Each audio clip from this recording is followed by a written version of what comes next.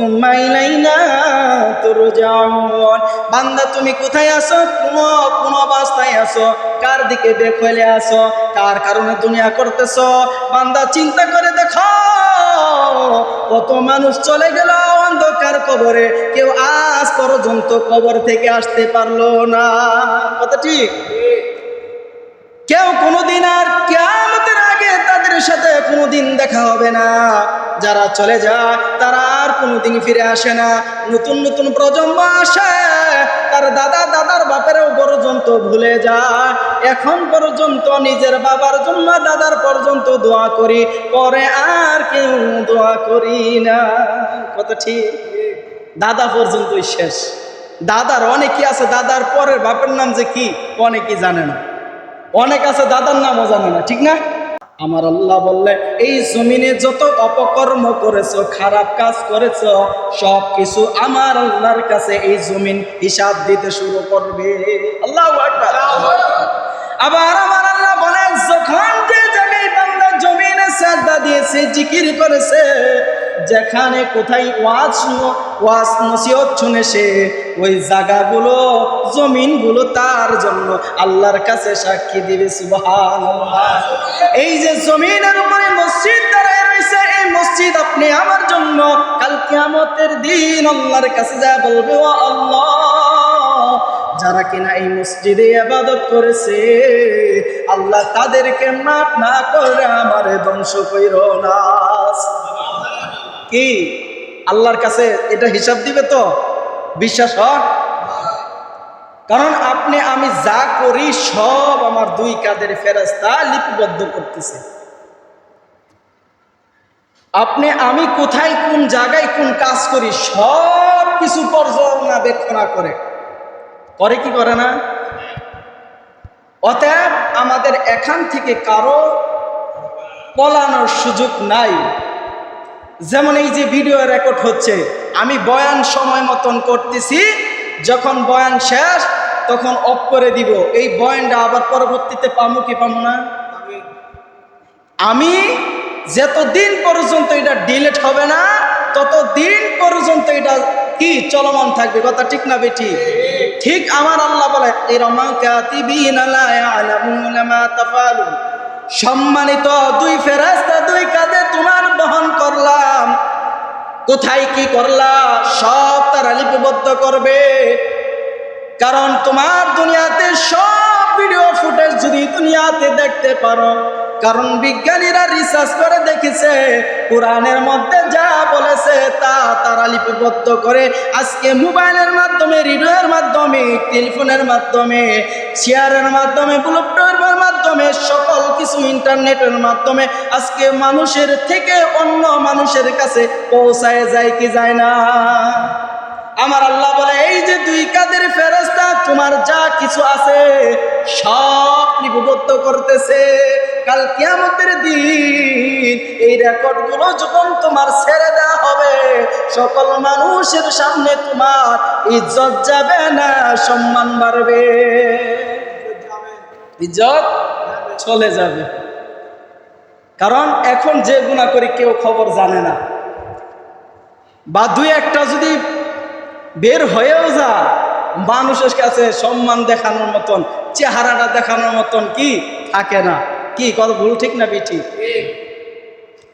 তাহলে ওই দিন যে আপনি আমার আল্লাহর কাছে দাঁড়াইতে হবে, যে মাওলার কাছে দাঁড়াইবেন, ওই চোখের ভিতরে যে আল্লাহ আপনার আমার চক্ষু দিল, এই চক্ষু দিয়ে আল্লাহ বলছে তুমি কাবাঘর দেখবা, এই চক্ষু দিকে নবীকে দেখবা, এই চক্ষু দিয়ে তুমি কোরআন দেখবা, এই চক্ষু দিয়েই তুমি সাজদার জায়গা দেখবা, এই চক্ষু দিয়েই তুমি হাদিস দেখবা। বলেন না সুবহানাল্লাহ।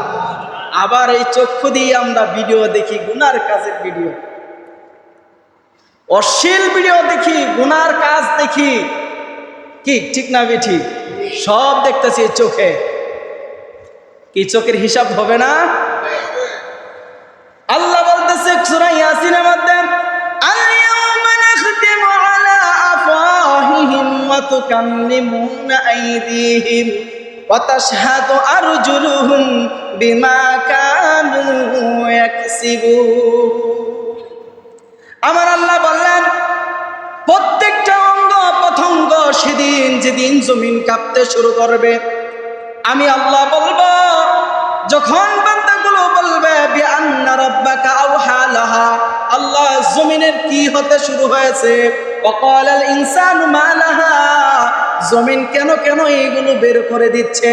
আল্লাহর কাছে যখন জমিনে বলবে এখানে তোমার গুনাহ করেছে, তখন বান্দা বলবে না আল্লাহ, আমি এখানে কোনো গুনাহ করি নাই, কোনো গুনার দিকে যাও নাই, কোনো গুনাহও আমি করি নাই।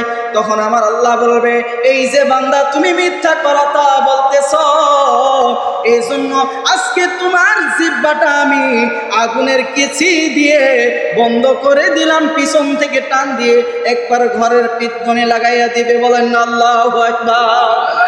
কারণ বান্দাগুলো মিথ্যা বলতে শুরু করবে, ওয়াকাযাবু বিআয়াতিনা কিযাবা, মানুষগুলো কোরআনের আয়াতগুলোকে অস্বীকার করবে। কথা ঠিক না বেঠিক?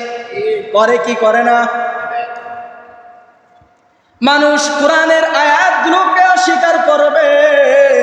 আমার আল্লাহ বলবে, ওই জন্য আমি মানুষগুলো যখন মিথ্যা বলতে শুরু করব, তখনই আমি আল্লাহ হুকুম দিয়া বললাম, তোমার জবান বন্ধ করে দাও। এখন তোমার হাত, তোমার পা, তোমার চক্ষু, তোমার জবান যা কিছু আছে তোমার বিরুদ্ধেই কথা বলতে শুরু করে দিবে। বলেন না আল্লাহু আকবার।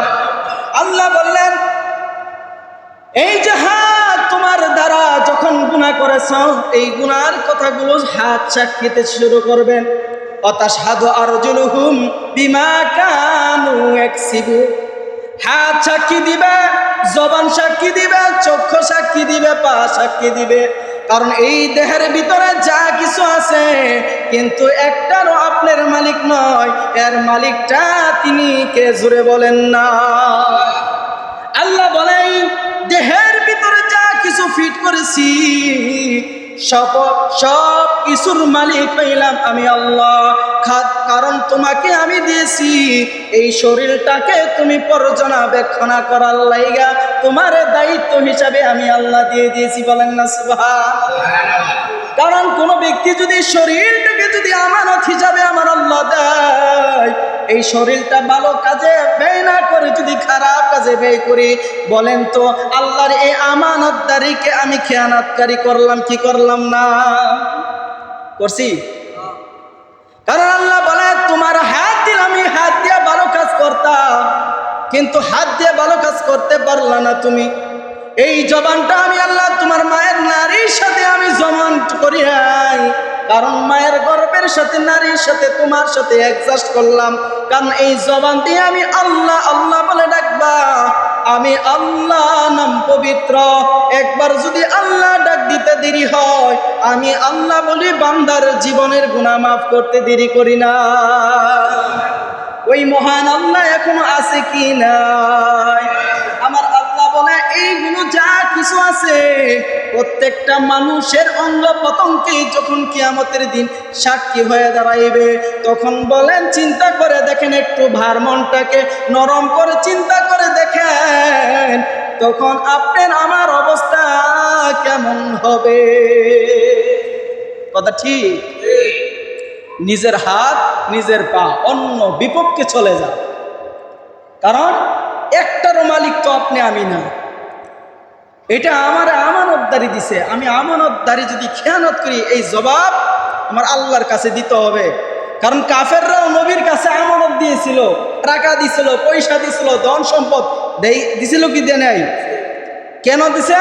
কারণ তিনি কি সত্য নবী কি না, তাকে একটু কি পরীক্ষা করি, এজন্য তার কাছে রেখে দিলেন। রাখার পরে আবার বহুদিন পরে আসার পরে বলতেছে, ও মুহাম্মদ, তোমার কাছে যে এই জিনিসগুলো রাখছিলাম এটি কোথায়, আমাদেরকে দাও। যখন কাফেররা বলতে একটু দেরি করলো, কিন্তু নবী সাথে সাথে হাজির করতে দেরি করা নাই। আমার রাসূল সাল্লাল্লাহু আলাইহি সাল্লাম যেদিন এই কাফেরদের যখন স্বর্ণ মুদ্রাগুলো যখন তাদের সামনে রেখে দিলেন, কাফেররাই নবীরে পছন্দ করে না, কিন্তু এই কাফেররা এই আমানতদারি খেয়ানত না দেখে নবীর এই আমানতটা দেখে তারা সরাসরি নাম দিয়ে দিয়েছিলেন আলামিন। সুবহানাল্লাহ। আলামিন অর্থ বিশ্বাসী। কারণ নবীকে তারা বিশ্বাস করতে লাগলো, ধীরে ধীরে বিশ্বাস শুরু হয়ে যায়। এমন পর্যায় বড় বড় কাফেররাও কালেমা পড়ে মুসলমান হয়ে যায়। উমরের মতন বড় গরমওয়ালা মানুষ কালেমা পড়া মুসলমান হয়েছে। নবীর উপর বিশ্বাস করে না? না, বিশ্বাস করে। কারণ তার এই আমানতদারি, কারণ তার বিশ্বাসগুলো তার ভিতরে ঢুকে গেল। কারণ আসলে যা নবী বলে একটাও তো নবী মিথ্যা কথা বলে না। আর নবী কোনোদিন না নিজে থেকে বলে কথা, বলেন ঠিক না ঠিক? নিজে থেকে বলেন? একটাও নিজে থেকে বলে না। এই প্রত্যেকটা কাজ যখন পূর্ণাঙ্গভাবে আপনার শুরু হয়ে যাবে, আপনার জীবন অটোমেটিক সুন্দর হয়ে যাবে। বলেন না সুবহানাল্লাহ।